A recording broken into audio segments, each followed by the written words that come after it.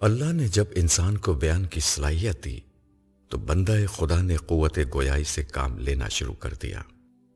اس نے ابتدا چھوٹے چھوٹے لفظوں سے کی، شروع میں حق لایا، گھبرایا، خوف کا شکار ہوا، اور پھر تیزی اور تراری سے بولنے لگا۔ رفتہ رفتہ وہ اپنا مافل ضمیر بھی بیان کرنا سیکھ گیا۔ اب ایک انسان بولتا ہے تو اسے ہزاروں لاکھوں افراد سنتے ہیں اور اس کی اچھی باتوں پر سر دھنتے ہیں، اسے داد دیتے ہیں، اس کے کہے پر عمل بھی کرتے ہیں، کیونکہ وہ اچھی باتیں کرتا ہے۔ ان باتوں میں تعصب اور نفرت نہیں ہوتی، احترام اور محبت میں گندھے الفاظ ہوتے ہیں جن کی تاثیر کام دکھاتی ہے، انہیں دوسروں کا محبوب اور ہر دل عزیز بناتی ہے۔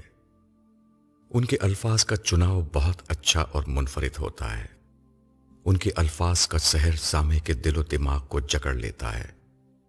ایسا انداز بیاں دل کو مجبور کرتا ہے کہ بات سنی جائے اور کانوں کے رستے دل میں بسائی جائے۔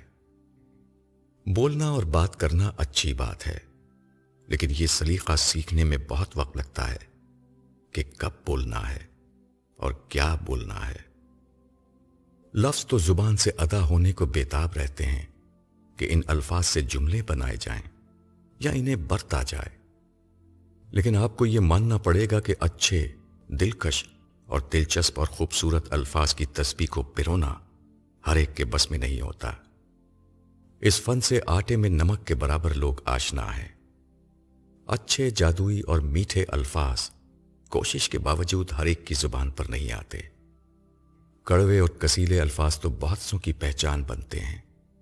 میں نے دیکھا ہے کہ اکثر لوگ بے محل، بے موقع، نامناسب الفاظ اور جملوں کا سہارا لیتے ہیں۔ الل ٹپ بولنے اور نان اسٹاپ بولنے پر رسوا ہوتے، شرمندگی اور نقصان اٹھاتے ہیں۔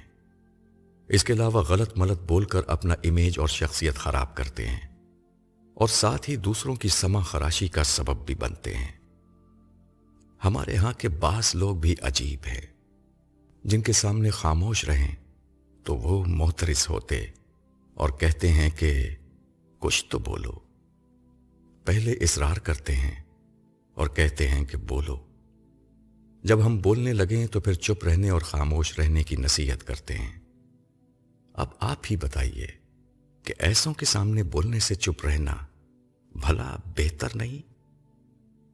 آئیے کہ بولنے سے پہلے سوچ سمجھ کر بولنے کو اپنی عادت بنانے کی کوشش کا آغاز کرتے ہیں، کیونکہ زبان ایک تالا ہے۔ جب یہ تالا کھلتا ہے تو پتہ چلتا ہے کہ اندر کیا رکھا تھا۔ یاد رکھیں کہ بولتے وقت صرف الفاظ ہی ہمارا تعارف بنتے ہیں کہ ہم کس گھر اور خاندان سے تعلق رکھتے ہیں۔ اس لیے لفظوں کے عمدہ انتخاب سے ہم کسی کے دل میں اتر سکتے ہیں یا کسی کے دل سے اتر سکتے ہیں۔ خواجہ مظہر صدیقی، کالم نگار، نوائے وقت ملتان۔